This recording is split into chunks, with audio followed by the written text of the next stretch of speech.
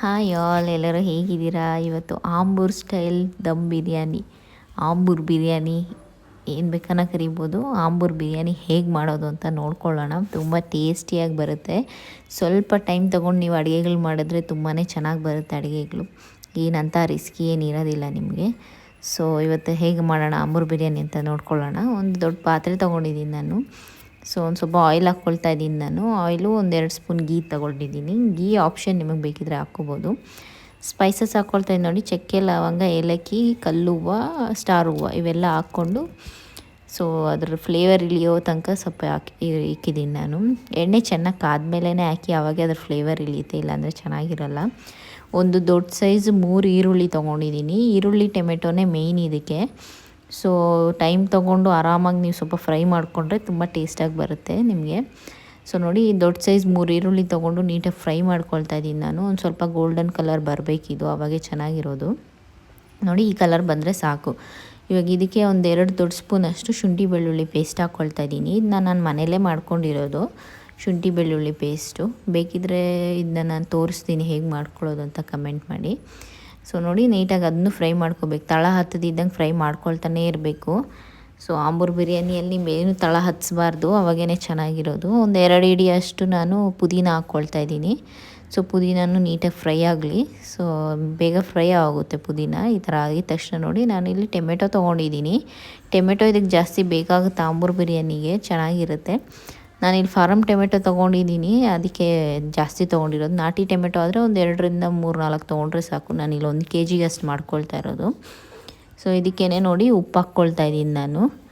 ಉಪ್ಪು ಹಾಕ್ಕೊಂಡು ಹಸಿಮೆಣ್ಸಿನ್ಕಾಯಿ ಹಾಕ್ಕೊಳ್ತಾ ಇದ್ದೀನಿ. ಅದನ್ನು ಹಾಕ್ಕೊಂಡು ನೀಟಾಗೆಲ್ಲ ಇವಾಗ ಫ್ರೈ ಮಾಡ್ಕೋಬೇಕು. ಇದು ಕಡಿಮೆ, ಸ್ವಲ್ಪ ಫ್ಲೇಮ್ ಜಾಸ್ತಿನೂ ಇರಬಾರ್ದು, ತೀರಾ ಕಡಿಮೆನೂ ಇರಬಾರ್ದು. ಮೀಡಿಯಮ್ ಫ್ಲೇಮಲ್ಲಿ ಇಟ್ಟು ನೀಟಾಗಿ ಫ್ರೈ ಮಾಡ್ಕೊಳ್ತಾನೆ ಇರಬೇಕು, ಕೈ ಆಡಿಸ್ತಾನೆ ಇರಬೇಕು ತಳ ಹತ್ತಿದ್ದಂಗೆ, ಅವಾಗೇ ಚೆನ್ನಾಗಿರೋದು.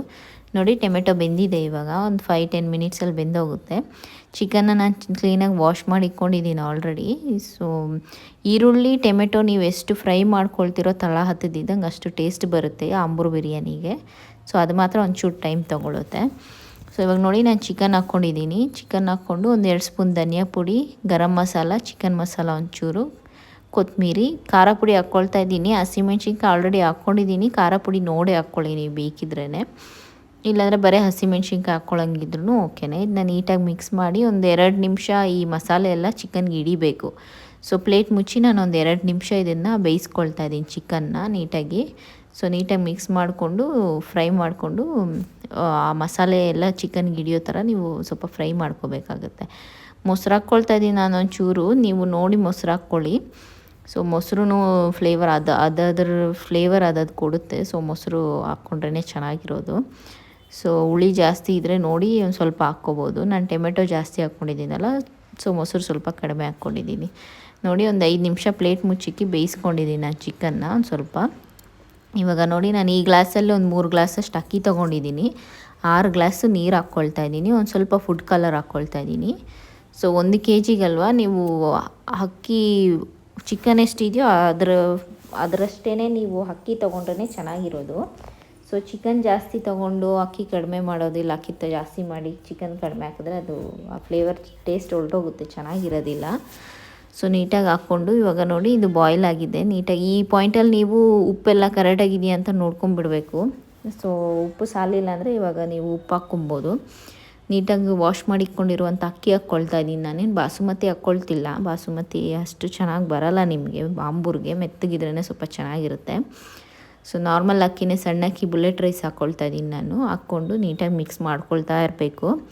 ಸೊ ಅಕ್ಕಿ ಹಾಕಿದ ಮೇಲೆ ತಳ ಹತ್ತಿಸ್ಲೇಬಾರ್ದು ನೀವು, ಇವೆಲ್ಲಂದರೆ ನಿಮಗೆ ಸೀದೋಗಿರೋ ಫ್ಲೇವರ್ ಬರುತ್ತೆ, ಚೆನ್ನಾಗಿರೋದಿಲ್ಲ. ಸೊ 5-5 ನಿಮಿಷಕ್ಕೆ 2-2 ನಿಮಿಷಕ್ಕೆ ನೀವು ತಿರ್ಸ್ತಾನೆ ಇರಬೇಕಾಗುತ್ತೆ ಕೈ.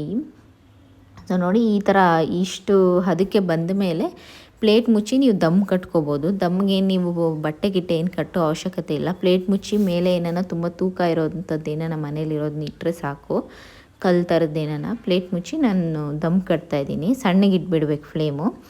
ಸೊ ನೋಡಿ, ಅದಾದಮೇಲೂ ಒಂದು 5-5 ನಿಮಿಷಕ್ಕೆ ನೀವು ತೆಗೆದು ಈ ಥರ ಮಿಕ್ಸ್ ಮಾಡ್ಕೊಳ್ತಾನೆ ಇರಬೇಕು. ನೀಟಾಗಿ ಬಂದಿದೆ ನೋಡಿ ಇದು. ಸೊ ನೀವು ಅಕ್ಕಿ ತೊಗೊಂಡು ನೋಡಿದ್ರೆ ಬೆಂದಿದ್ರೆ ಸೊ ನೀವು ಇಳಿಸ್ಕೊಬೋದು. ಇನ್ನೊಂದು 5 ನಿಮಿಷ ಇಳಿಸಿಕ್ಕಿದ್ಮೇಲೆ ಸರ್ವ್ ಮಾಡಿಕೊಂಡ್ರೆ ತುಂಬ ಟೇಸ್ಟ್ ಚೆನ್ನಾಗಿ ಬಂದಿರುತ್ತೆ ಆಂಬೂರ್ ಬಿರಿಯಾನಿ. ಸೇಮ್ ಆಂಬೂರ್ ಬಿರಿಯಾನಿ ಥರ ಇರುತ್ತೆ, ಮಾಡ್ಕೊಂಡು ಆರಾಮಾಗಿ ತಿನ್ಕೋಬೋದು. ಸೊ ನೋಡಿ, ವಿಡಿಯೋ ಲೈಕ್ ಆಗಿದ್ದರೆ ಲೈಕ್ ಮಾಡಿ, ಶೇರ್ ಮಾಡಿ, ಸಬ್ಸ್ಕ್ರೈಬ್ ಮಾಡಿ. Thank you.